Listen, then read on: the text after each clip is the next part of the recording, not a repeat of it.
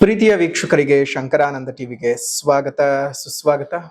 ಇವತ್ತಿನ ವಿಡಿಯೋನಲ್ಲಿ ಮೇ ತಿಂಗಳ ಮಾಸ ಭವಿಷ್ಯ ಹೇಗಿದೆ ಅನ್ನುವಂತಹ ಮಾಹಿತಿಯನ್ನ ತಿಳ್ಕೊಳ್ಳೋಣ. ಅದಕ್ಕಿಂತ ಮುಂಚಿತವಾಗಿ ಯಾರಾದರೂ ಶಂಕರಾನಂದ ಟಿವಿ ಯೂಟ್ಯೂಬ್ ವಾಹಿನಿಯನ್ನು ಸಬ್ಸ್ಕ್ರೈಬ್ ಮಾಡ್ಕೊಂಡಿಲ್ಲ ಅಂದ್ರೆ ಸಬ್ಸ್ಕ್ರೈಬ್ ಮಾಡ್ಕೊಳ್ಳಿ. ಇನ್ಸ್ಟಾಗ್ರಾಮ್ ಪೇಜ್, ಫೇಸ್ಬುಕ್ ಪೇಜ್ ಅನ್ನ ಫಾಲೋ ಮಾಡ್ತಾ ಇಲ್ಲ ಅಂದ್ರೆ ಫಾಲೋ ಮಾಡಿ. ಅದರಿಂದ ನೆಕ್ಸ್ಟ್ ಅಪ್ಲೋಡ್ ಮಾಡುವಂತಹ ವಿಡಿಯೋಗಳು ನಿಮಗೆ ನೋಟಿಫಿಕೇಶನ್ ಮುಖಾಂತರ ಬಂದು ತಲುಪತ್ತೆ. ಹೊಸ ಹೊಸ ಮಾಹಿತಿಗಳನ್ನ ತಿಳ್ಕೊಳ್ಳೋದಕ್ಕೆ ಸಾಧ್ಯವಾಗುತ್ತೆ ಅಂತ ತಿಳಿಸ್ತಾ, ಈ ಒಂದು ವಿಶೇಷವಾಗಿರ್ತಕ್ಕಂತಹ ಮೇ ತಿಂಗಳ ವಿಶೇಷತೆಗಳನ್ನ ನಾವು ಗಮನಿಸೋದಾಯ್ತು ಅಂತ ಹೇಳಿದ್ರೆ, ಈ ತಿಂಗಳು ಒಟ್ಟು 3 ವಿಶೇಷತೆಗಳನ್ನ ಪ್ರಮುಖವಾಗಿ ನಾವು ಗುರುತಿಸ್ಕೊಳ್ಬೇಕಾಗ್ತದೆ. ಈ ತಿಂಗಳು ಪ್ರಾರಂಭವಾಗೋದು ಬುದ್ಧ ಪೌರ್ಣಮಿ ದಿವಸದಿಂದ. ಶಾಂತಿಯ ಸಂಕೇತವನ್ನ ಭಾರತದಾದ್ಯಂತ ಮತ್ತು ಹಲವು ವಿದೇಶಗಳಲ್ಲೂ ಹಬ್ಬಿಸಿದಂತಹ ಬುದ್ಧನನ್ನ ಸ್ಮರಣೆ ಮಾಡ್ಕೊಳ್ತಕ್ಕಂತಹ ಬುದ್ಧ ಪೌರ್ಣಮಿ ಇರತಕ್ಕಂತಹ ದಿವಸ 1ನೇ ತಾರೀಕು ಪೌರ್ಣಮಿ. ಅದನ್ನು ಬುದ್ಧ ಪೌರ್ಣಮಿ ಅಂತಾನೆ ಕರಿತೀವಿ. ಹಲವಾರು ರೀತಿಯಲ್ಲಿ ಜ್ಞಾನೋದಯಕ್ಕೆ, ತ್ಯಾಗಕ್ಕೆ, ಶಾಂತಿಗೆ ಹೆಸರನ್ನು ಮಾಡಿದಂತಹ ಆ ಬುದ್ಧನ ಸ್ಮರಣೆ ಮಾಡ್ಕೊಳ್ತಕ್ಕಂಥ ದಿವಸ. ಜನ್ಮ ಮತ್ತು ಮರಣ ಎರಡನ್ನೂ ಸಹ ಮಾಡ್ಕೊಳ್ತಕ್ಕಂಥದ್ದು. ಅದರಲ್ಲೂ ಬೋಧಿ ವೃಕ್ಷವನ್ನ ಬೌದ್ಧರು ವಿಶೇಷವಾಗಿ ಪೂಜಿಸ್ತಕ್ಕಂತಹ ದಿವಸವೂ ಸಹ ಈ ದಿವಸ. ಬುದ್ಧನ ನೆನಪಿನಲ್ಲಿ ಅವನ ಬದುಕಿನ ಎಲ್ಲ ಮಜಲುಗಳನ್ನ ಸ್ಮರಿಸಿ ಅವರಂತೆ ಶಾಂತಿಯಾಗಿ ಬದುಕುವುದನ್ನ ಕಲಿತುಕೊಳ್ತಕ್ಕಂತಹ ಪುಣ್ಯ ದಿವಸ ಅಂತಾನೆ ಹೇಳ್ಬೋದು. ಕಷ್ಟಪಟ್ಟು ಒಂದ್ ಸೈಟ್ ಅನ್ನ ಕೊಂಡ್ಕೊಂಡಿದ್ದಾಯ್ತು, ಈಗ ಆ ಜಾಗದಲ್ಲಿ ಮನೆ ಕಟ್ಟಿಸ್ಬೇಕು, ಪಾಯ ಯಾರ ಕಡೆಯಿಂದ ಹಾಕಿಸ್ಬೇಕು, ಬೇಕಾದ ಕಲ್ಲುಗಳಾಗಿರ್ಲಿ, ಕಬ್ಬಣ ಆಗಿರ್ಲಿ, ಮರಳು, ಜಲ್ಲಿಕಲ್ಲು, ಅದೇ ರೀತಿಯಾಗಿ ಮನೆಗೆ ಬೇಕಾಗಿರುವಂತಹ ಇಟ್ಟಿಗೆ, ಸಿಮೆಂಟು ಎಲ್ಲಿಂದನಪ್ಪ ತರಿಸ್ಬೇಕು, ಯಾರ ಕಡೆಯಿಂದ ಕೊಂಡ್ಕೊಳ್ಬೇಕು ಅಂತ ಯೋಚನೆ ಮಾಡ್ತಾ ಇದ್ದೀರಾ? ಇದರೆಲ್ಲದರ ಜೊತೆಗೆ ವಾಸ್ತು ಅನ್ನುವಂಥದ್ದು ಮನೆಗೆ ಬಹಳ ಮುಖ್ಯ. ಯಾರ ಕಡೆಯಿಂದ ನಾವು ವಾಸ್ತುವನ್ನು ತೋರಿಸ್ಬೇಕು ಅಂತಾನು ಯೋಚನೆ ಮಾಡ್ತಾ ಇದ್ದೀರಲ್ವಾ? ನೀವು ಯೋಚನೆ ಮಾಡೋದೇ ಬೇಡ.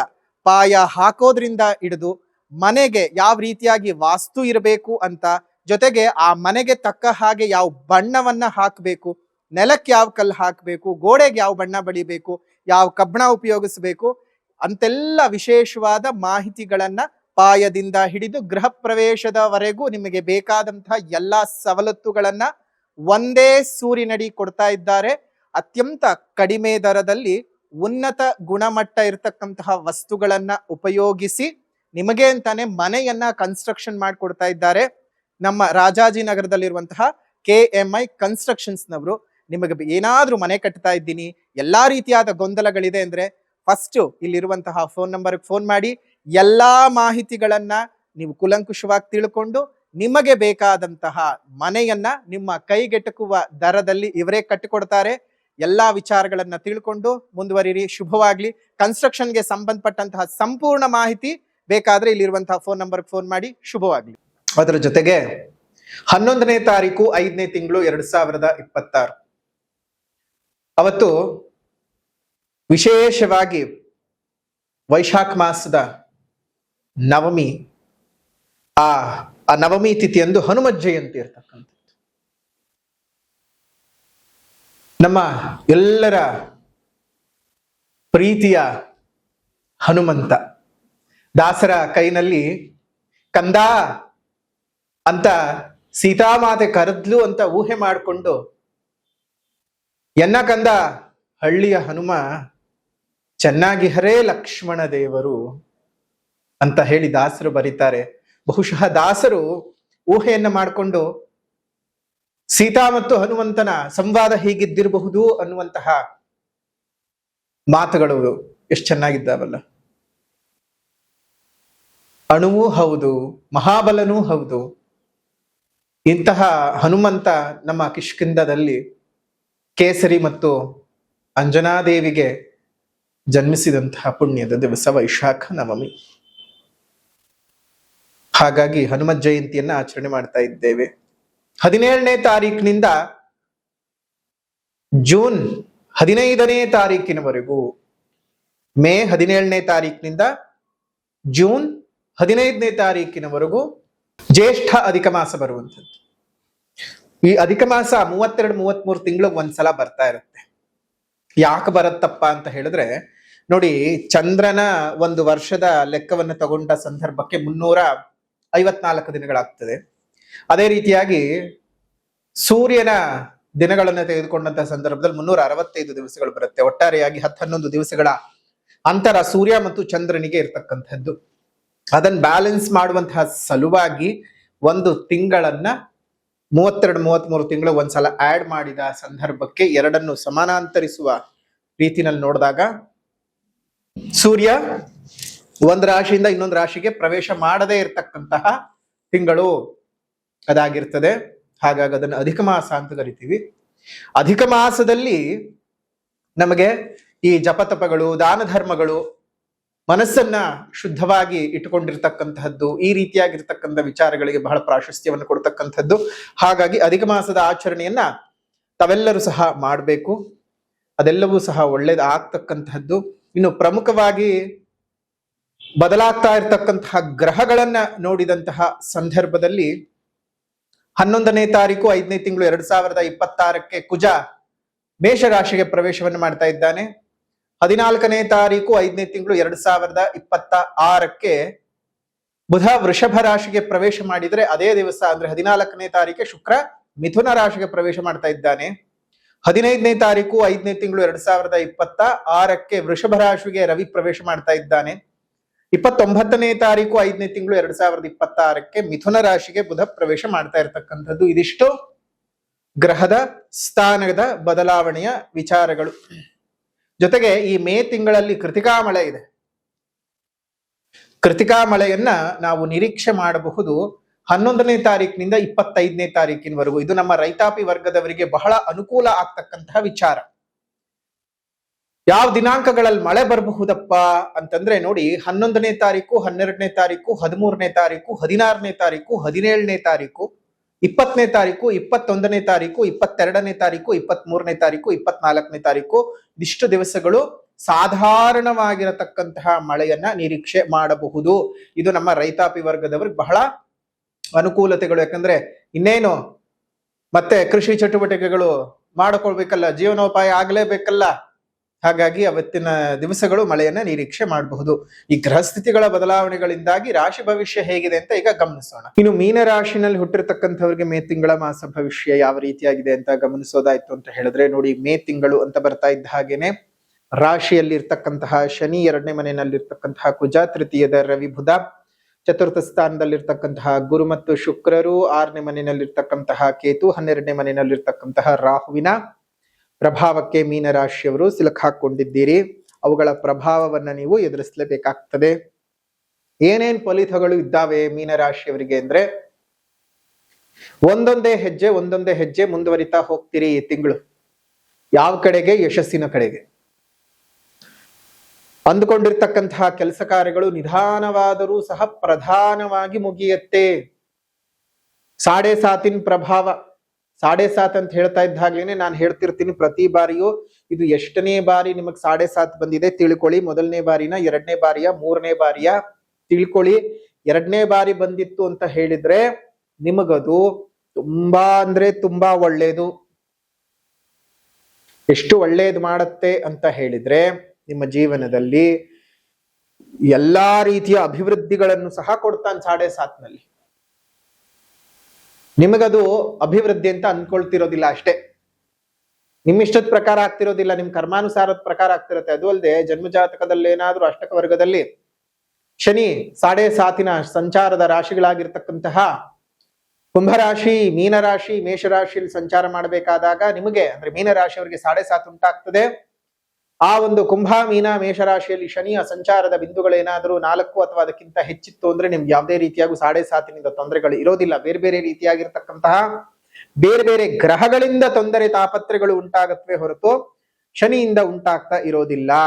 ಹಾಗಾಗಿಯೇ ನೀವು ಮೊದಲನೇದಾಗಿ ಜಾತಕ ತೋರಿಸ್ಕೊಳ್ಳಿ. ಜಾತಕ ತೋರಿಸ್ಕೊಂಡು ಆಮೇಲೆ ನಿರ್ಧಾರ ಮಾಡ್ಕೊಳ್ಳಿ. ಸದ್ಯಕ್ಕೆ ಗುರುಬಲ ಇಲ್ಲ, ಇದು 1 ತಿಂಗಳಷ್ಟೇ. ಮುಂದಿನ ತಿಂಗಳಿಂದ ನಿಮಗೆ ಗುರುಬಲ ಬರ್ತಾ ಇದೆ. ಈಗಾಗಲೇ ರಾಶಿ ಸಂಧಿಗೆ ಬಂದಿರತಕ್ಕಂತಹ ಗುರುವು ಇನ್ನೇನು ಉಚ್ಚ ಸ್ಥಾನಕ್ಕೆ ಸಂಚಾರವನ್ನು ಮಾಡಿ ತನ್ನ ಉಚ್ಚ ಫಲಗಳನ್ನ ಕೊಡೋದಷ್ಟೇ ಬಾಕಿ ಇರ್ತಕ್ಕಂತಹದ್ದು. ಈ ತಿಂಗಳಲ್ಲಿ ವ್ಯಾಪಾರದಲ್ಲಿ ಸಾಧಾರಣದ ಲಾಭ ನೋಡ್ತೀರಿ, ಅತಿ ಹೆಚ್ಚಿನ ಮಟ್ಟದಲ್ಲಿ ಅಲ್ಲದೆ ಇದ್ರು ನಷ್ಟ ಅಂತೂ ನೋಡ್ತಾ ಇಲ್ಲ. ನೀವು ಒಂದು ಸಾಧಾರಣ ಮಟ್ಟದ ಲಾಭ ನೋಡ್ತೀರಿ. ಮನಸ್ಸಿಗೆ ಸಣ್ಣ ಪುಟ್ಟ ಚಿಂತೆ ವ್ಯಾಕುಲತೆಗಳು ಇದ್ದದ್ದೇ. ಎಲ್ಲವನ್ನ ನಿಭಾಯಿಸ್ಕೊಂಡು ಹೋಗ್ತಾ ಇರಿ. ಸಣ್ಣ ಪುಟ್ಟ ವಿರೋಧಿಗಳ ಕಾಟಗಳು ಇರುತ್ತವೆ. ಮೀನ್ ರಾಶಿಯವ್ರಿಗೆ ಇದೆಲ್ಲ ಏನು ಹೊಸತೇನಲ್ಲ, ಪ್ರತಿ ದಿವಸ ಎದುರಿಸ್ತಾನೆ ಇರ್ತೀರಿ. ಇದೊಂದು ತಿಂಗಳು ಎದುರಿಸ್ತಾ ಹೋಗಿ ಎಲ್ಲವೂ ಸಹ ಚೆನ್ನಾಗಾಗುತ್ತೆ, ಧನಾಗಮನ ಉಂಟಾಗ್ತದೆ. ಸತ್ಕರ್ಮಗಳಲ್ಲಿ ಆಸಕ್ತಿಗಳು ಹೆಚ್ಚಿಗೆ ಆಗ್ತಕ್ಕಂಥದ್ದು, ಸತ್ಕರ್ಮಗಳಲ್ಲಿ ಆಸಕ್ತಿಗಳು ಹೆಚ್ಚಿಗೆ ಆಗ್ತಕ್ಕಂಥದ್ದು, ಮಿತ್ರರಿಂದ ಒಂದಿಷ್ಟು ಸಹಾಯ ಸಹಕಾರಗಳು ಸಿಗ್ತಕ್ಕಂಥದ್ದು, ನಿಮ್ಮ ಬಹಳ ದಿವಸಗಳ ಕನಸಿನ ಯೋಜನೆಯು ಕೈಗೂಡತಕ್ಕಂತಹದ್ದು. ಅಷ್ಟು ಮಾತ್ರ ಅಲ್ಲದೆ ವ್ಯಾಪಾರ ವ್ಯವಹಾರಗಳು ಒಂದು ಸ್ಟೇಜ್ ಆದ್ಮೇಲೆ ಒಂದು ಸ್ಟೇಜ್ಗೆ ಮೇಲಕ್ಕೆ ಹೋಗ್ತಾ ಇರುತ್ತೆ. ಒಂದಷ್ಟು ಅಲೆದಾಟಗಳು ಕಂಡು ಬಂದರೂ ಸಹ ನಿಮ್ಗೆ ಕಾರ್ಯ ಸಾಧನೆ ಆಗದೆ ಏನೂ ಉಳಿಯೋದಿಲ್ಲ. ಅದೇ ರೀತಿಯಾಗಿ ಧನಾಧಿಪತಿಯು ಧನಸ್ಥಾನದಲ್ಲೇ ಇರೋದ್ರಿಂದ ಒಂದಷ್ಟು ಹಣದ ಒಳಹರಿವುಗಳು ಉಂಟಾಗ್ತಾ ಬರುತ್ತವೆ. ಅಷ್ಟು ಮಾತ್ರ ಅಲ್ಲದೆ ನಿಮ್ಗೆ ಈ ಒಂದು ತಿಂಗಳಲ್ಲಿ ಆರೋಗ್ಯದಲ್ಲಿ ಬಹಳ ಸುಧಾರಣೆ ಆಗ್ತಕ್ಕಂಥದ್ದು, ವಿದ್ಯಾಪ್ರಗತಿ ಉಂಟಾಗ್ತಕ್ಕಂಥದ್ದು. ವಿದ್ಯಾರ್ಥಿಗಳಿಗೆ ನೀವು ನಿರೀಕ್ಷೆ ಮಾಡಿದ್ದಕ್ಕಿಂತ ಹೆಚ್ಚಿನ ಫಲಿತಗಳನ್ನ ನೀವು ನೋಡ್ಬೇಕಾಗತ್ತೆ, ನೋಡ್ತೀರಾ ಈ ಒಂದು ತಿಂಗಳಲ್ಲಿ. ವಿದ್ಯಾರ್ಥಿಗಳು, ಹೆಣ್ಮಕ್ಕಳಿಗೆ ನಿಮ್ಮ ತವರು ಮನೆಯಿಂದ ಮದುವೆ ಆಗಿರುವಂತಹ ಹೆಣ್ಮಕ್ಳಿಗೆ ನಿಮ್ಮ ತವರು ಮನೆಯಿಂದ ಏನೋ ಒಂದಿಷ್ಟು ಉಡುಗೊರೆಗಳು ಬಂದು ಕೊಡ್ತಕ್ಕಂಥದ್ದು, ಉಡುಗೊರೆಗಳು ಸೇರ್ತಕ್ಕಂಥದ್ದಾಗತ್ತೆ. ಅನೇಕ ರೀತಿಯ ಅಡ್ಡಿ ಆತಂಕಗಳನ್ನ ಸಮಸ್ಯೆಗಳನ್ನ ಎದುರಿಸ್ತಾನೆ ಅದೆಲ್ಲವನ್ನ ನೀವೇ ನಿವಾರಣೆಯನ್ನ ಮಾಡ್ಕೊಳ್ತಾ ಮುಂದುವರಿತಾ ಹೋಗ್ತಾ ಇರ್ತೀರಾ. ನಿಮಗೆ ಧೈರ್ಯ ಹೆಚ್ಚಿಗೆ ಆಗ್ತದೆ. ಆದ್ರೆ ಯಾವುದೇ ಕಾರಣಕ್ಕೂ ಎರಡು ಮನಸ್ಸಿನಲ್ಲ, 4 ಮನಸ್ಸಿನಿಂದ ಇವಾಗ ಯೋಚನೆ ಮಾಡುವಂತಹ ಸಂದರ್ಭ. ಸ್ವಲ್ಪ ಆತರ ಪಟ್ಕೊಂಡ್ಬಿಡ್ತೀರಿ. ದುಡುಕಿನ ನಿರ್ಧಾರಗಳನ್ನ ತೆಗೆದುಕೊಳ್ಳಕ್ ಹೋಗ್ಬೇಡಿ. ಯಾರಿಂದಾನೋ ಅಯ್ಯೋ ಯಾರೋ ಏನೋ ಮಾಡಿದ್ರು ಅಂತ ಹೇಳಿ ನೀವು ಹಾಗೆ ಮಾಡ್ಬೇಕು ಅಂತ ಏನಿಲ್ಲ. ಸ್ವಲ್ಪ ಮಟ್ಟಕ್ಕೆ ಜಾಗ್ರತೆಯಾಗಿದ್ದು ಜೀವನನ ಮುಂದುವರಿಸ್ತಾ ಹೋಗಿ.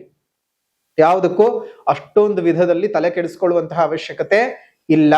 ಸೊ ಹಾಗಾಗಿ ಸ್ವಲ್ಪ ಮಟ್ಟಕ್ಕೆ ನೀವ್ ಎಂತ ಕೆಲಸ ಮಾಡ್ಬೇಕು ಅಂತ ಹೇಳಿದ್ರೆ ತಾಳ್ಮೆ ತಾಳ್ಮೆ ತಾಳ್ಮೆ. ಏನೇ ಒಂದು ಹೊಸ ಕೆಲಸ ಮಾಡ್ತೀನಿ, ಹೊಸ ಅಗ್ರಿಮೆಂಟ್ ಹಾಕೊಳ್ತೀನಿ, ಹೊಸ ಪಾಲ್ದಾರಿಕ ವ್ಯವಹಾರ ಮಾಡ್ಕೊಂತೀನಿ, ಬೇಡ. ಯೋಚನೆ ಮಾಡಿ ಒಂದ್ಸಲ ನಿಮ್ ಜನ್ಮ ಜಾತಕದಲ್ಲಿ ಏನ್ ಸಮಯ ನಡೀತಿದೆ, ಏನ್ ಭುಕ್ತಿ ನಡೀತಿದೆ ಅದನ್ನೆಲ್ಲ ಚಿಂತನೆ ಮಾಡಿ ಕೈ ಹಾಕೊಳ್ಳೋದು ತುಂಬಾ ಒಳ್ಳೇದು. ಅದು ಬಿಟ್ಟು ನೀವೇನೋ ಆತರಕ್ ಬಿದ್ರೆ ಅದೇನೋ ಹೇಳ್ತಾರ ನೋಡಿ, ಆತರ ಕೆಟ್ಟವನು ಗೋತ್ರ ಕೆಡಿಸ್ಕೊಂಡಂತೆ. ಆತ್ರಕ್ ಬಿದ್ದು ಗೋತ್ರ ಕೆಡಿಸ್ಕೊಳಕ್ ಹೋಗ್ಬಾರ್ದು. ಜೊತೆಗೆ ಆತ್ರಕ್ ಬಿದ್ದ ಹನುಮಂತ ಲಂಕೆಗೆ ಬೆಂಕಿ ಇಟ್ಬಿಟ್ಟ. ಲಂಕೆಗೆ ಬೆಂಕಿ ಇಟ್ಟ ಸರಿ, ಅವ್ನ್ ಬಾಲಕ್ ಬೆಂಕಿ ಹಚ್ಚಿದ್ರು ಅವ್ನು ಇನ್ನೇನ ಮಾಡ್ತಾನೆ, ಲಂಕೆಗೆ ಬೆಂಕಿ ಇಡ್ಲೇಬೇಕು.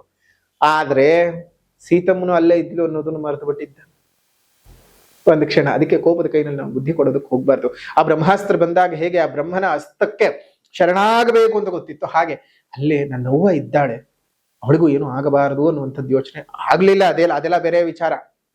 ಆದ್ರೆ ತಕ್ಷಣ ಪಾಪ ಅವ್ನಿಗೆ ಹೊಳಿಲಿಲ್ವಲ್ಲ, ಅದಕ್ಕೆ ಆತರ ಪಟ್ಕೊಳಕ್ ಹೋಗ್ಬೇಡಿ. ಸ್ವಲ್ಪ ತಾಳ್ಮೆಯಾಗಿದ್ದು ಜೀವನನ ಮುಂದುವರಿಸ್ಕೊಳ್ತಾ ಹೋಗಿ, ಎಲ್ಲವೂ ಸಹ ಶುಭವಾಗತ್ತೆ.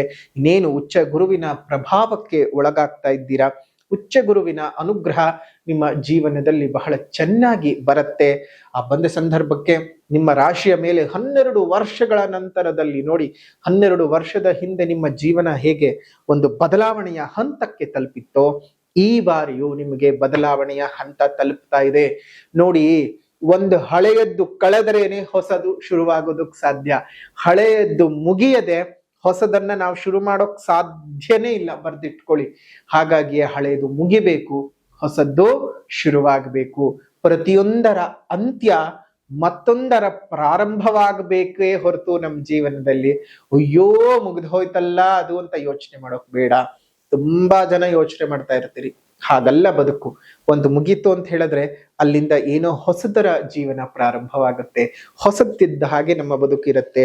ಜೊತೆಗೆ ಗುರುವಿನ ಅನುಗ್ರಹವನ್ನ ಪಡ್ಕೊಳ್ಳಿ, ಗುರುಮಹಾಯಾಗದಲ್ಲಿ ಪಾಲ್ಗೊಳ್ಳಿ. ಗುರುವಿನ ಅನುಗ್ರಹ ಯಾಕಪ್ಪ ಬೇಕು ಅಂತ ಹೇಳಿದ್ರೆ, ಗುರುವಿನ ಅನುಗ್ರಹ ನಮಗೆ ಯಾಕಪ್ಪ ಬೇಕು ಅಂತ ಹೇಳಿದ್ರೆ, ನಮ್ಮ ಜೀವನದಲ್ಲಿ ಯಾವುದೇ ರೀತಿಯಾಗಿರ್ತಕ್ಕಂತಹ ಒಳ್ಳೆಯದ್ದು ಅಂದ್ರೆ ಒಂದು ವಿವಾಹವಾಗಬಹುದು, ಸಂತಾನದ ಭಾಗ್ಯ ಆಗ್ಬಹುದು, ಕೆಲಸವಾಗಬಹುದು, ವಿದ್ಯಾಭ್ಯಾಸವಾಗಬಹುದು, ಜೀವನದ ಅಭಿವೃದ್ಧಿ ಆಗಬಹುದು, ಆಸ್ತಿ ಸಿಗ್ತಕ್ಕಂತಹದ್ದು, ಅದೃಷ್ಟ ಸಿಗತಕ್ಕಂತಹದ್ದು, ನಮ್ಮ ಇಚ್ಛಿತ ಜೀವನವನ್ನ ನಮ್ಮ ಇಚ್ಛೆಗೆ ಬೇಕಾದ ಹಾಗೆ ಸಂಪೂರ್ಣವಾಗಿ ಉಪಯೋಗಿಸಿಕೊಂಡು ಜೀವಿಸುವಂತಹದ್ದಾಗಬಹುದು. ಇಂಥದ್ದಕ್ಕೆಲ್ಲ ಗುರುಬಲ ಬೇಕೇ ಬೇಕು. ಗೋಚಾರದಲ್ಲಿ ಗುರುಬಲ ವರ್ಷದಿಂದ ವರ್ಷಕ್ಕೆ ಭಿನ್ನವಾಗ್ತಾ ಹೋಗ್ತಾ ಇದ್ದಿರುತ್ತೆ. ಆದ್ರೆ ನಿಮ್ ಜನ್ಮಜಾತಕದಲ್ಲೂ ಏನಾದರೂ 3ನೇ ಮನೆಯಲ್ಲಾಗ್ಲಿ, 6ನೇ ಮನೆಯಲ್ಲಾಗ್ಲಿ, 8ನೇ ಮನೆಯಲ್ಲಾಗ್ಲಿ, 12ನೇ ಮನೆಯಲ್ಲಾಗ್ಲಿ ಗುರುವಿನ ಸಂಚಾರ ಇದ್ದಾಗ ಖಂಡಿತವಾಗಿಯೂ ನೀವು ಸಹ ಗುರು ಶಾಂತಿಯನ್ನು ಮಾಡಿಸ್ಲೇಬೇಕಾಗ್ತದೆ. ಕಾರಣ ನಿಮಗೆ ಜಾತಕದ ಒಳಗಡೆಯೇ ಗುರುವಿನ ಅನುಗ್ರಹ ಸರಿಯಾಗಿ ಇರೋದಿಲ್ಲ. ಗೋಚಾರದಲ್ಲಿ ಬಂದ್ರೆಷ್ಟು ಬಿಟ್ರೆಷ್ಟು 20 ಭಾಗದ ಫಲ. ಹಾಗಾಗಿ ಗುರು ಮಹಾಯಾಗಕ್ಕೆ ಬಂದ ಸಂದರ್ಭಕ್ಕೆ ನಿಮ್ಮ ಜನ್ಮ ಜಾತಕದ್ದು ಮತ್ತು ಗೋಚಾರದ್ದು ಎರಡೂ ಸಹ ಪರಿಹಾರ ಆಗ್ತದೆ. ಅಷ್ಟು ಮಾತ್ರ ಅಲ್ಲ, ಈಗ ಗುರುವು ಕರ್ಕಾಟಕ ರಾಶಿಗೆ ಪ್ರವೇಶ ಮಾಡ್ತಾ ಇರೋದ್ರಿಂದಾಗಿ ಯಮುನಾ ನದಿಯು ಪುಷ್ಕರವಾಗ್ತದೆ. ಪುಷ್ಕರ ಸ್ನಾನ ನಾವು ಪ್ರತಿ ವರ್ಷ ಮಾಡ್ತಾನೆ ಇರ್ತೇವೆ. ಗುರುವು ತನ್ನ ರಾಶಿ ಚಕ್ರದ ಬದಲಾವಣೆಯಿಂದ ಹಲವಾರು ನದಿಗಳು ಪುಷ್ಕರವಾಗ್ತಾನೆ ಇರುತ್ತೆ. 12 ನದಿಗಳು, ಗಂಗೆಯಿಂದ ನರ್ಮದಾ ನದಿಯವರೆಗೂ. ಗಂಗಾ ಆಗಬಹುದು, ಅದೇ ರೀತಿಯಾಗಿ ಸಿಂಧು ಆಗಬಹುದು, ಸರಸ್ವತಿ ಆಗಬಹುದು, ಗೋದಾವರಿ, ಕೃಷ್ಣ, ಕಾವೇರಿ, ತುಂಗಭದ್ರ, ನರ್ಮದಾ, ಹೀಗೆ 16 ನದಿಗಳು, 12 ನದಿಗಳು ಪರಮ ಪವಿತ್ರವಾಗಿ ಪುಷ್ಕರವಾಗುತ್ತವೆ. ಆ ಪುಷ್ಕರವಾದ ಸಂದರ್ಭದಲ್ಲಿ ನದಿ ತೀರ್ಥದಲ್ಲಿ ಪುಷ್ಕರ ಸ್ನಾನವನ್ನ ಮಾಡ್ತಕ್ಕಂಥದ್ದು ಪದ್ಧತಿ. ನಿಮ್ಮ ಜನ್ಮ ಜಾತಕದಲ್ಲಿ ಏನಾದರೂ ಗುರು ಮತ್ತು ರಾಹು ಕರ್ಕಾಟಕ ರಾಶಿಯಲ್ಲಿ ಇದ್ದ ಸಂದರ್ಭಕ್ಕೆ ಅದನ್ನ ಗುರುರಾಹು ಚಾಂಡಾಲ ಯೋಗ ಅಂತ ಕರಿತೀವಿ. ಆ ಚಾಂಡಾಲ ಯೋಗ ಯಾಕಾದ್ರೂ ಬರುತ್ತಪ್ಪ ಅಂತ ಹೇಳಿದ್ರೆ, ನದಿಯನ್ನ ನೀವು ಮೈಲಿಗೆ ಮಾಡಿದ್ರೆ, ನದಿಗೆ ಏನಾದ್ರೂ ಅಪಚಾರಗಳನ್ನ ಮಾಡಿದ್ದಾಗ, ನದಿ ನೀರನ್ನ ನೀವು ಅಪವಿತ್ರಗೊಳಿಸಿದ್ದಾಗ ನಿಮಗೆ ಗುರು ಮತ್ತು ರಾಹು ಒಟ್ಟಿಗೆ ಒಂದೇ ರಾಶಿಯಲ್ಲಿ ಸಂಚಾರ ಮಾಡ್ತಾರೆ. ಒಂದೊಂದು ಭಾಗದಲ್ಲಿ ಇದ್ದ ಸಂದರ್ಭದಲ್ಲಿ ಒಂದೊಂದು ನದಿಯ ಶಾಪಗಳು ಅಂತ ನಾವು ಕರಿತೀವಿ. ಕರ್ಕಾಟಕ ರಾಶಿಯಲ್ಲಿ ಇದ್ದ ಸಂದರ್ಭಕ್ಕೆ ಯಮುನಾ ನದಿಯ ಶಾಪ ಉಂಟಾಗಿರ್ತದೆ. ಆ ಯಮುನಾ ನದಿಯಲ್ಲಿ 12 ವರ್ಷಕ್ಕೊಮ್ಮೆ ಬರ್ತಕ್ಕಂತಹ ಈ ಪುಷ್ಕರ ಸ್ನಾನವನ್ನ ಮಾಡಬೇಕಾಗ್ತದೆ. ಸಾಧ್ಯವಾದಂಥವರು ಯಮುನಾ ಘಟ್ಟಕ್ಕೆ ಹೋಗಿ ಯಮುನಾ ಘಟ್ಟದಲ್ಲೇ ಸ್ನಾನ ಮಾಡ್ಕೊಂಡು ಬನ್ನಿ. ಸಾಧ್ಯವಿಲ್ಲದೆ ಇರತಕ್ಕಂಥವರಿಗೆ ನಾವು ಯಮುನಾ ತೀರ್ಥವನ್ನ ದಿನಾಂಕ 31ನೇ ತಾರೀಕು 5ನೇ ತಿಂಗಳು 2026 ಗುರು ಮಹಾಯಾಗದ ಸಂದರ್ಭದಲ್ಲಿ ಪೂಜಿಸಿ ನಿಮಗೆ ಕೊಡ್ತೀವಿ, ಉಚಿತವಾಗಿ ಕೊಡ್ತೀವಿ. ಬಂದಂತಹವರಿಗೆ ಆ ಯಮುನಾ ತೀರ್ಥವನ್ನ ನೀವೇನ್ ಮಾಡಬೇಕು, ಜೂನ್ 15ನೇ ತಾರೀಕಿನ ಒಳಗೆ ನಿಮ್ಮ ಮನೆಯಲ್ಲಿ 3 ದಿವಸಗಳ ಕಾಲ ಇಟ್ಕೊಂಡಿದ್ದು ಪೂಜಿಸಿ, ಅದಾದ ನಂತರ ಸ್ನಾನದ ನೀರಿಗೆ ಆ ಯಮುನಾ ತೀರ್ಥವನ್ನ ಮಿಶ್ರಣ ಮಾಡಿಕೊಂಡು ಸ್ನಾನ ಮಾಡಿದ್ದೆ ಆದ್ರೆ ಆ ಯಮುನಾ ಘಟ್ಟದಲ್ಲಿ ಸ್ನಾನ ಮಾಡಿದಂತಹ ಪುಣ್ಯದ ಫಲವೇ ಸಿಗ್ತದೆ. ಹಾಗಾಗಿ ಈ ಒಂದು ಉಪಯೋಗವನ್ನ 31ನೇ ತಾರೀಕು 5ನೇ ತಿಂಗಳು 2026 ವಿಶೇಷವಾದಂತಹ ಆ ಕಾಲಘಟ್ಟದಲ್ಲಿ ನಾವು ನಿಮ್ಗೆ ಉಚಿತವಾಗಿ ಕೊಡ್ತಾ ಇದ್ದೇವೆ. ಯಾಗಕ್ಕೆ ಬರ್ತಕ್ಕಂಥವರಿಗೆ ಮತ್ತು ಗುರು ಶಾಂತಿಯಲ್ಲಿ ಪಾಲ್ಗೊಂಡವರಿಗೂ ಸಹ, ಯಾರು ಪೂಜೆ ಮಾಡಿಸ್ತಾ ಇದ್ದೀರಾ ಅವರಿಗೂ ಕೊಡ್ತೀವಿ, ಮಾಡಿಸದೇ ಇದ್ದಂಥವರಿಗೂ ಕೊಡ್ತೀವಿ. ಪೂಜೆ ಮಾಡಿಸಿದಂಥವ್ರಿಗೆ ಮಾತ್ರ ಅಂತಾನೆ ಅಲ್ಲ, ಯಾರು ಬಂದು ಬೇಕಾದ್ರೂ ಯಮುನಾ ತೀರ್ಥ ಬೇಕು ಅಂತ ಹೇಳಿ ಕೇಳಿ ತಗೊಂಡು ಹೋಗಿ. ಸ್ವತಃ ನಾವೇ ಕೊಡ್ತೀವಿ. ನಿಮ್ಗೆ ಅನುಕೂಲತೆಗಳು ಉಂಟಾಗ್ಲಿ. ಅದೇ ರೀತಿಯಾಗಿ ಗುರು ಮಹಾಯಾಗದಲ್ಲಿ ವಿಶೇಷವಾಗಿ ಪಾಲ್ಗೊಂಡು ನಿಮ್ಮ ಜೀವನದಲ್ಲಿರ್ತಕ್ಕಂತಹ ಗುರುದೋಷವನ್ನ ನಿವಾರಣೆ ಮಾಡಿಕೊಳ್ಳಿ. ಈ ಗುರು ಮಹಾಯಾಗದ ಶುಲ್ಕವು ನಿಮಗೆ 800 ರೂಪಾಯಿಗಳಾಗಿರುತ್ತೆ. ಸೊ ಹಾಗಾಗಿ ಈ ವಿಶೇಷವಾಗಿರ್ತಕ್ಕಂತಹ ಗುರು ಮಹಾಯಾಗದಲ್ಲಿ ಪಾಲ್ಗೊಳ್ಳೋದು ಮರಿಬೇಡಿ. ಇನ್ನು ಗುರು ಮಹಾಯಾಗದಲ್ಲಿ ಯಾಗದ ನಂತರ ನಿಮಗೆ ಕೊಡ್ತಾ ಇರತಕ್ಕಂತಹ ರಕ್ಷ ಪ್ರಸಾದ, ರಕ್ಷೆಯು ಅಂದ್ರೆ ಗುರು ಕವಚವನ್ನ ಮತ್ತು ಅಕ್ಷತಾ ಪ್ರಸಾದವನ್ನ ಕೊಡ್ತೀವಿ. ಅದು ಎರಡನ್ನೂ ಸಹ ನೀವು ಇಟ್ಕೊಂಡಿರ್ಬೇಕು. ಕವಚವನ್ನ ಧರಿಸಿಕೊಳ್ಬೇಕು, ಕತ್ನಲ್ಲಾಗ್ಲಿ ಅಥವಾ ತೋಳ್ನಲ್ಲಾಗ್ಲಿ. ಅಕ್ಷತೆಯನ್ನ 2 ಭಾಗಗಳನ್ನಾಗಿ ಮಾಡಿ ಇಟ್ಕೊಂಡಿದ್ದು ನೀವು ಒಂದು ನಿಮ್ಮ ದೇವರ ಮನೆಯಲ್ಲಿಟ್ಟು ದಿನ ನಮಸ್ಕಾರಗಳನ್ನು ಮಾಡ್ಕೋಬೇಕು. ಇನ್ನೊಂದು ಪ್ಯಾಕ್ ಮಾಡಿ ಇಟ್ಕೊಂಡು ನಿಮ್ಮ ಜೇಬ್ನಲ್ಲಿ ಇಟ್ಕೊಂಡು ಕೆಲಸ ಕಾರ್ಯಗಳಿಗೆ ಮುಂದುವರಿರಿ. ಗುರುವಿನ ಅನುಗ್ರಹ ಉಂಟಾಗ್ತದೆ. ಯಾವುದೇ ಕಾರಣಕ್ಕೂ ಧೈರ್ಯಗೆಡಬೇಡಿ. ಧೈರ್ಯ ಇಟ್ಕೊಂಡು ನೀವು ಕೆಲಸಗಳನ್ನ ಮಾಡ್ತಾ ಹೋಗಿ. ಅದರಲ್ಲೂ 15ನೇ ತಾರೀಕಿನ ನಂತರದಲ್ಲಿ ಒಂದಷ್ಟು ಶುಭಯೋಗಗಳು ನಿಮಗಾಗಿ ಕಾದಿದ್ದಾವೆ. ನಿಮಗೋಸ್ಕರ ತುಂಬಾ ಚೆನ್ನಾಗಿರ್ತಕ್ಕಂತಹ ಸುಸಂದರ್ಭಗಳೆಲ್ಲ ಉಂಟಾಗ್ತಾ ಇರ್ತವೆ. ಯೋಚನೆ ಮಾಡುವಂತಹ ಅವಶ್ಯಕತೆ ಇಲ್ಲ. ಒಂದು ತಿಂಗಳ ಕೊನೆಯ ದಿನಗಳಾಗಿರ್ತಕ್ಕಂತಹ 29ನೇ ತಾರೀಕು ಮಿಥುನ ರಾಶಿಗೆ ಬುಧ ಪ್ರವೇಶ ಮಾಡ್ತಾ ಇದ್ದಾನೆ. ಚತುರ್ಥಾಧಿಪತಿಯು ಚತುರ್ಥಕ್ಕೆ ಸಂಚಾರವನ್ನು ಮಾಡ್ತಾ ಕುಟುಂಬದಲ್ಲಿ ಇದ್ದಂತಹ ಅನೇಕ ಕಷ್ಟ ನಷ್ಟಗಳನ್ನ, ತಾಪತ್ರಗಳನ್ನ ನಿವಾರಣೆ ಮಾಡ್ತಾ ಹೋಗ್ತಾನೆ. ಕುಟುಂಬದಲ್ಲಿ ಒಂದಷ್ಟು ಸೌಖ್ಯದ ಅಭಿವೃದ್ಧಿಯನ್ನ ಕೊಡುವಂತಹ ಸಾಧ್ಯತೆಗಳು ಇದ್ದಾವೆ. ಹಾಗಾಗಿ ಸ್ವಲ್ಪ ಮಟ್ಟಕ್ಕೆ ನೀವು ಈ ಸಾಡೆ ಸಾತಿನಿಂದ ವಿಮುಕ್ತರಾಗಬೇಕು ಅಂತ ಹೇಳಿದ್ರೆ ನರಸಿಂಹ ದೇವರನ್ನಾಗ್ಲಿ, ಈಶ್ವರ ದೇವರನ್ನಾಗ್ಲಿ ಅಥವಾ ವಿಶೇಷವಾಗಿ ಹನುಮಂತನ ಆರಾಧನೆಯನ್ನ ಮಾಡುವುದು ಮರಿಬೇಡಿ. ಅದರಿಂದ 7.5 ಬಹಳ ಒಂದು ನೆಮ್ಮದಿ ಅನ್ನುವಂಥದ್ದು ಸಿಗತ್ತೆ. ಅದೇ ರೀತಿಯಾಗಿ ಹಣಕಾಸಿನ ಸಮಸ್ಯೆ ಸ್ವಲ್ಪ ಮಟ್ಟಕ್ಕೆ ಪರಿಹಾರವಾಗುತ್ತೆ. ಒಂದಷ್ಟು ಶುಭ ಕಾರ್ಯಗಳು ನಿಮ್ಮ ಬದುಕಿನಲ್ಲಿ ನಡೆಯುತ್ತೆ. ಹಾಗಾಗಿ ಯೋಚನೆ ಮಾಡುವಂತಹ ಅವಶ್ಯಕತೆ ಇಲ್ಲ. ಯಾವುದೇ ಕಾರಣಕ್ಕೂ ಧೈರ್ಯಗೆಡುವುದು ಬೇಡ. ಜೀವನನ ತುಂಬಾನೇ ನೆಮ್ಮದಿಯಾಗಿ ಇಟ್ಕೊಳ್ಳೋದಕ್ಕೆ ಎಷ್ಟು ಸಾಧ್ಯವಾಗುತ್ತೋ ಅಷ್ಟು ಪ್ರಯತ್ನ ಮಾಡಿ. ಮನಸ್ಸಿಗೆ ಆಗಾಗ ಚಿಂತೆಗಳು, ಆಘಾತಗಳು ನಡೀತಾನೆ ಹೋಗುತ್ತವೆ. ಒಂದು ಮೀನ ರಾಶಿಯವರು ಯಾರಿಗೂ ಯಾವ ಕಾರಣಕ್ಕೂ ಯಾವುದೇ ರೀತಿಯಲ್ಲೂ ಸಹಾಯ ಸಹಕಾರಗಳನ್ನು ಕೊಡಕ್ ಹೋಗಬೇಡಿ. ಅದು ನಿಮಗೆ ಮುಳ್ಳಾಗತ್ತೆ, ಅದು ನಿಮಗೆ ಒಂದು ತೊಂದರೆಯಾಗತ್ತೆ. ಹಾಗಾಗಿ ಸ್ವಲ್ಪ ಯೋಚನೆ ಮಾಡಿ ಜೀವನದಲ್ಲಿ ಹೆಜ್ಜೆ ಇಡ್ತಕ್ಕಂಥದ್ದು ಒಳ್ಳೆಯದು. ಮೀನ ರಾಶಿಯವರು ಇದಾಗಿತ್ತು ಮೀನ ರಾಶಿಯವರ ಮೇ ತಿಂಗಳ ಮಾಸ ಭವಿಷ್ಯ ಪರಿಹಾರ ಅಂತ ಬಂದಾಗ ಮೊದಲನೇದಾಗಿ ಸಾಮಾಜಿಕ ಪರಿಹಾರ. ಸಾಮಾಜಿಕ ಪರಿಹಾರ ಅಂತ ಹೇಳಿದ ಸಂದರ್ಭದಲ್ಲಿ ನೀವು ಮಾಡ್ಕೊಳ್ಬೇಕಾಗಿರೋದು ಏನಪ್ಪಾ ಅಂತ ಹೇಳಿದ್ರೆ, ಪ್ರಕೃತಿಯನ್ನು ಉಳಿಸಿ, ಪ್ರಕೃತಿಯನ್ನು ಬೆಳೆಸಿ. ನಿಮ್ಮ ಮನೆ ಮುಂದೆ ಮತ್ತು ಮೇಲ್ಭಾಗದಲ್ಲಿ ಸಣ್ಣ ಸಣ್ಣ ಕುಂಡಗಳಲ್ಲಿ ನೀರನ್ನ ಇಡ್ತಾ ಬನ್ನಿ. ಅದರಿಂದ ಅದೆಷ್ಟೋ ಜೀವ ಜಂತುಗಳಿಗೆ ನೀವು ಕೊಡ್ತಕ್ಕಂತಹ ಒಂದು ಹನಿ ನೀರು ಅವುಗಳ ಪ್ರಾಣವನ್ನ ಉಳಿಸಿಕೊಳ್ಳೋದಕ್ಕೆ ಸಾಧ್ಯವಾಗ್ತದೆ. ಅದೇ ರೀತಿಯಾಗಿ ಸುತ್ತಮುತ್ತ ಇರತಕ್ಕಂತಹ ವಾತಾವರಣದಲ್ಲಿ ಸಾಧ್ಯವಾದಷ್ಟು ಗಿಡಗಳನ್ನ ನೆಟ್ಟು ಪೋಷಣೆ ಮಾಡ್ತಕ್ಕಂತಹ ಕೆಲಸವನ್ನ ಮಾಡಿ. ಪ್ರಕೃತಿಯನ್ನು ಉಳಿಸಿದರೆ, ಪ್ರಕೃತಿಯನ್ನ ಬೆಳೆಸಿದರೆ ಪರಮೇಶ್ವರನೇ ನಮ್ಮನ್ನ ಹರಸಿ ಹಾರೈಸ್ತಾನೆ. ನಮ್ಮ ಬದುಕಿನಲ್ಲಿ ಇರ್ತಕ್ಕಂತಹ ಕಷ್ಟಗಳು ದೂರವಾಗ್ತದೆ. ಶುಭವಾಗ್ಲಿ. ಸಾಮಾಜಿಕ ಪರಿಹಾರದ ನಂತರದಲ್ಲಿ ಆಧ್ಯಾತ್ಮಿಕ ಪರಿಹಾರ. ಆಧ್ಯಾತ್ಮಿಕ ಪರಿಹಾರ ಅಂತ ಬಂದಾಗ ನೀವು ಮಾಡ್ಕೊಳ್ಬೇಕಾಗಿರುವಂತಹದ್ದು ರಾಜರಾಜೇಶ್ವರಿ ಅಷ್ಟಕಂ. ರಾಜರಾಜೇಶ್ವರಿ ಅಷ್ಟಕ ಸ್ತೋತ್ರದ ಪಠಣವನ್ನು ಮಾಡ್ತೀವಿ. ರಾಜರಾಜೇಶ್ವರಿ ಅಷ್ಟಕ ಸ್ತೋತ್ರದ ಪಠಣವನ್ನು ಮಾಡಿ. ಶುಭವಾಗ್ಲಿ, ಮಂಗಳವಾಗ್ಲಿ. ಇದಾಗಿತ್ತು ಮೇ ತಿಂಗಳ ಮಾಸ ಭವಿಷ್ಯ ಮೀನ ರಾಶಿಯವರಿಗೆ ಹೇಗಿದೆ ಅಂತ. ವಿಡಿಯೋ ಇಷ್ಟ ಆಗಿದ್ರೆ ಲೈಕ್ ಮಾಡಿ, ಶೇರ್ ಮಾಡಿ, ಕಮೆಂಟ್ ಮಾಡಿ. ಮತ್ತೊಂದು ವಿಡಿಯೋನಲ್ಲಿ ಭೇಟಿ ಮಾಡೋಣ. ಅಲ್ಲಿವರೆಗೂ ನಮಸ್ಕಾರ. ಲೋಕ ಸಮಸ್ತ ಸುಖಿನೋ ಭವಂತು, ಸಕಲ ಸನ್ಮಂಗಳಾನಿ ಭವಂತು, ಸರ್ವೇ ಜನಾಃ ಸುಖಿನೋ ಭವಂತು, ಸಮಸ್ತ ಸನ್ಮಂಗಳಾನಿ ಭವಂತು.